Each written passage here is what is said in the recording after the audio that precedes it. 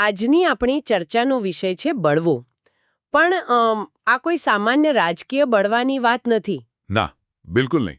આપણે એક એવી વાર્તાનું ઊંડાણપૂર્વક વિશ્લેષણ કરવાના છીએ જે સ્વર્ગમાં શરૂ થઈ હતી. મુખ્ય પાત્ર છે હેલ એલ. જેને દુનિયા લ્યુસિફર તરીકે વધુ ઓળખે છે. હા, લ્યુસિફર. અને આપણી વાતનો આધાર એક બહુ જ રસપ્રદ દસ્તાવેજ છે જેનું નામ છે 2-4 બાણ્યક PDF. આપણે એમાંથી જ મુદ્દાઓ લઈશું અને સમજવાનો પ્રયત્ન કરીશું કે આ બ્રહ્માંડનો કદાચ પહેલો બળવો શા માટે થયો. બરાબર. તેની પાછળની દલીલો કેટલી ધારદાર હતી અને એના પરિણામો આજે પણ આપણને કેવી રીતે અસર કરે છે. ચાલો આની ગહન ચર્ચા શરૂ કરીએ.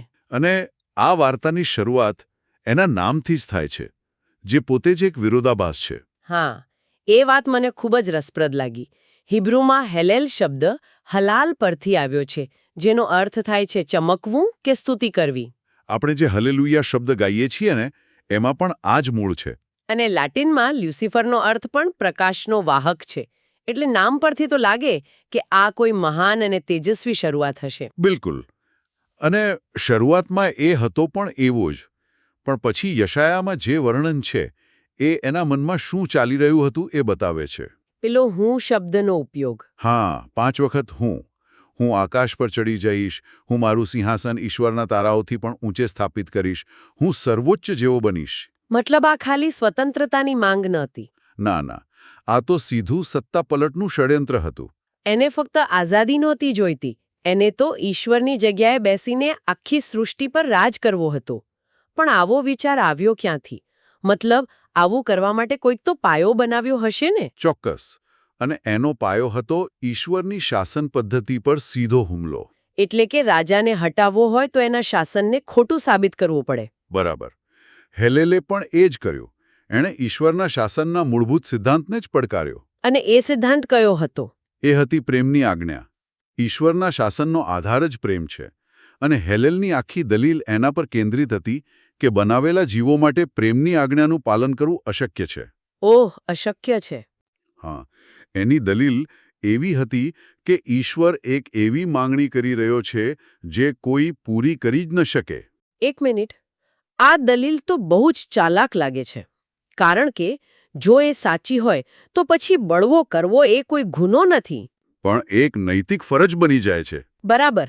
શું કોઈએ સ્વર્ગમાં આ દલીલને પડકારી નહીં? આ જ તો એની બુદ્ધિની ધાર હતી. એણે એક એવી તર્કજાળ રચી જે સાચી લાગે, અને સ્ત્રોત મુજબ એની દલીલ આનાથી પણ વધુ ગંભીર હતી. એનાથી પણ ગંભીર?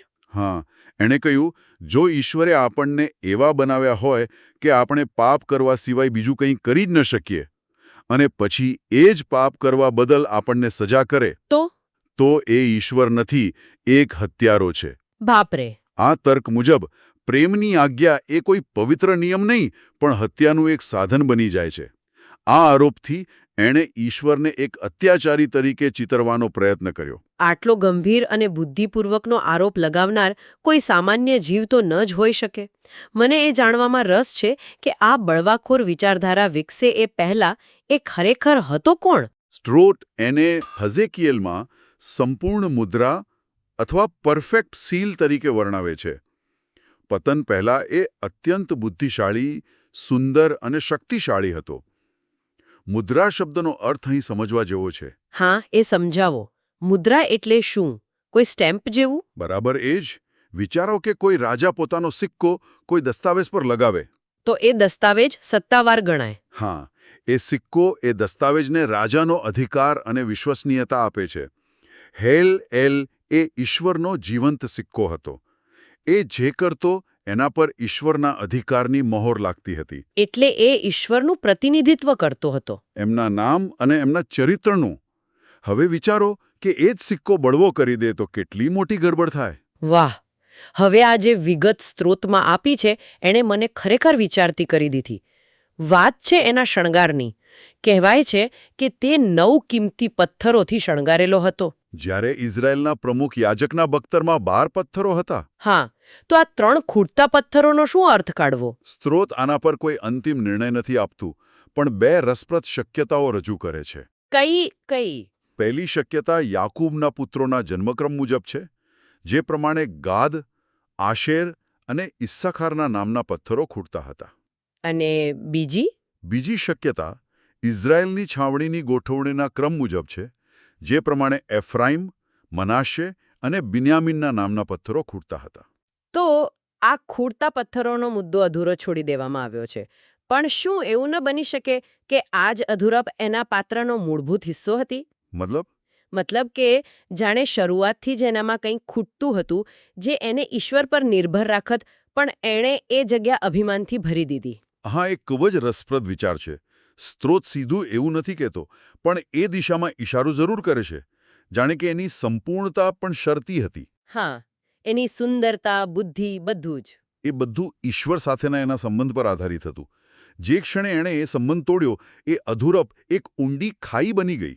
કદાચ એ 3 ખૂટતા પથ્થરો એ વાતનો સંકેત હતા કે તે સર્જક નથી, સર્જન છે. અને એને હંમેશા સર્જકની જરૂર રહેશે. બરાબર. અને એની ભૂમિકા પણ કોઈ સામાન્ય નહોતી. હઝકિયેલમાં એને અભિષિક્ત રક્ષક કરૂબ કહ્યો છે. આ શબ્દોનો ભાર જ ઘણો વધારે લાગે છે. હા, કારણ કે તે સિંહાસનનું રક્ષક હતો. તે ઈશ્વરના પવિત્ર પર્વત પર, એટલે કે ઈશ્વરની હાજરીના કેન્દ્રમાં રહેતો હતો. અને ત્યાં તે અગ્નિના પથ્થરો વચ્ચે ચાલતો હતો. હા, આ કોઈ સામાન્ય લટાર મારવાની વાત નથી. અગ્નિના પથ્થરો, આ શબ્દ ખૂબ જ કાવ્યાત્મક અને રહસ્યમય છે.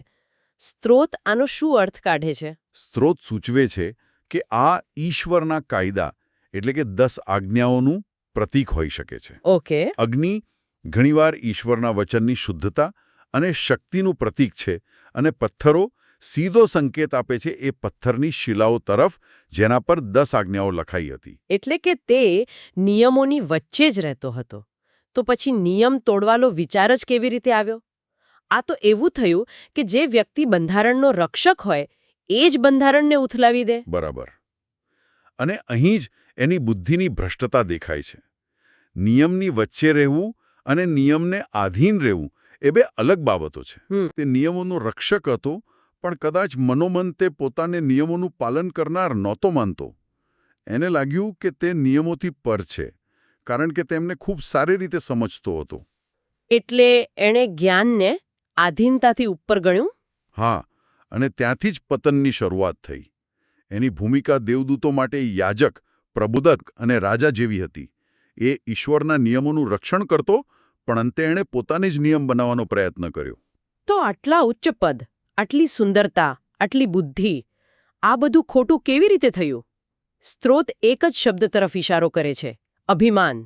હા, હઝકિયેલ 28:17 કહે છે, તારા સૌંદર્યને કારણે તારું હૃદય અભિમાની બન્યું, અને તારા વૈભવને કારણે ત્યાં તારી બુદ્ધિને ભ્રષ્ટ કરી. એટલે જે ભેટો એને મળી હતી એ જ એના પતનનું કારણ બની. બરાબર. આ એક બહુ મોટી ચેતવણી છે. ઈશ્વરે એને જે શક્તિ, સૌંદર્ય અને બુદ્ધિ આપી હતી, એનો ઉપયોગ એણે ઈશ્વરની સેવા માટે કરવાનો હતો. પણ એણે ભેટ આપનાર કરતાં ભેટ પર વધુ ધ્યાન કેન્દ્રિત કર્યું. બિલકુલ.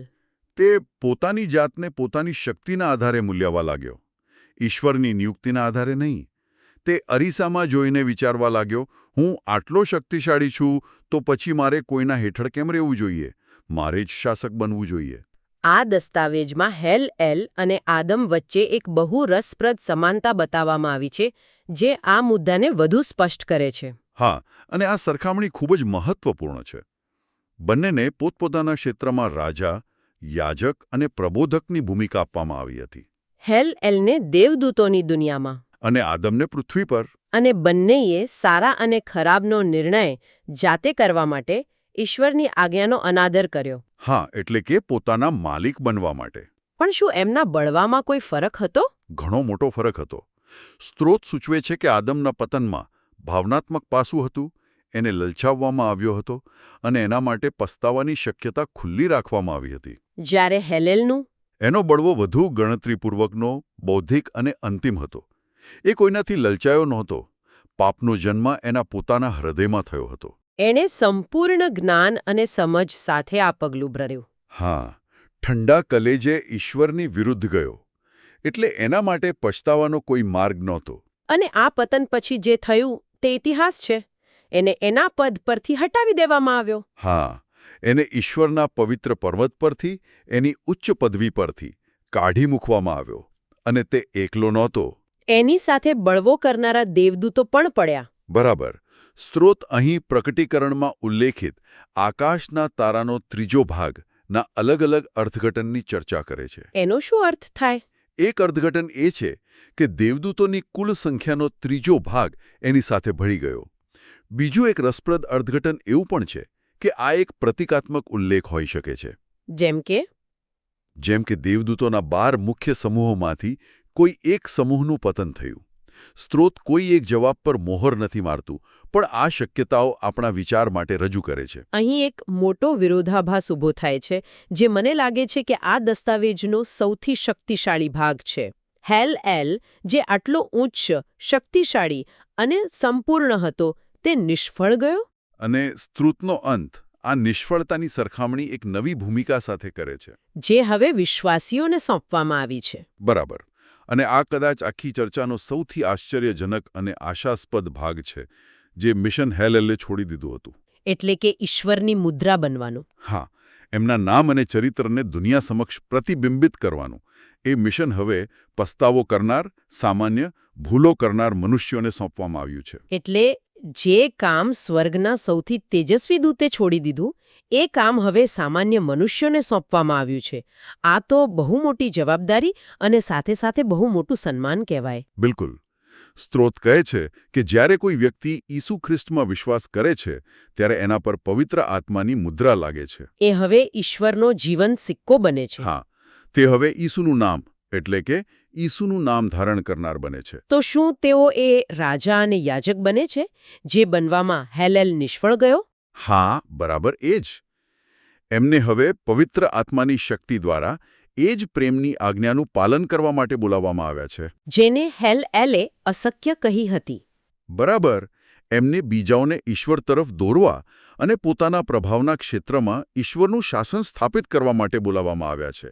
સ્ત્રોત અહીં હેલેલની મૂળ દલીલને જડમૂળથી ઉખાડી નાખે છે. કેવી રીતે? હેલેલનો દાવો હતો કે પ્રેમની આજ્ઞા પાળવી અશક્ય છે, પણ સ્ત્રોત ભારપૂર્વક કહે છે કે તે અશક્ય નથી. પણ એ કેવી રીતે શક્ય બને? તે ફક્ત મનુષ્યની પોતાની તાકાતથી નહીં, પરંતુ ઈશ્વરની કૃપા અને એમના પુત્રને સ્વીકારવાથી જ શક્ય બને છે, જેનો હેલેલે સંપૂર્ણપણે વિરોધ કર્યો હતો. માનવજાતને હવે એ સાબિત કરવાની તક મળી છે, જે હેલેલે નકારી કાઢ્યું હતું. તો આજે આપણે હેલેલના ભવ્ય અને તેજસ્વી મૂળથી શરૂ કરીને પ્રેમની આજ્ઞા વિરુદ્ધ એના અભિમાની બળવાનના સ્વરૂપ, એના ભયંકર પતન અને છેવટે એના અધૂરા મિશનના માનવજાતને થયેલા આશ્ચર્યજનક સ્થાનાંતરણની એક અદ્ભુત સફર જોઈ. ખરેખર. અને આ દસ્તાવેજ અંતમાં એક બહુ મહત્વનો સિદ્ધાંત રજૂ કરે છે. કયો?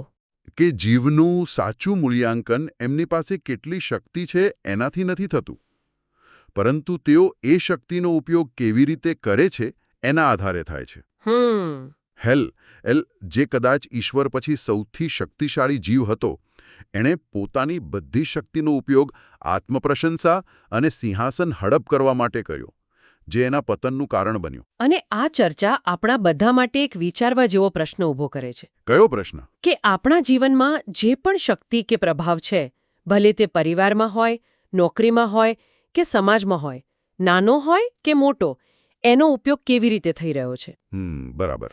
શું તે પ્રેમની આજ્ઞાને ટકાવી રાખવા અને બીજાઓની સેવા કરવા માટે વપરાય છે, કે પછી અજાણતા પણ આપણે આપણું પોતાનું નાનકડું સિંહાસન સ્થાપિત કરવા માટે એનો ઉપયોગ કરી રહ્યા છીએ?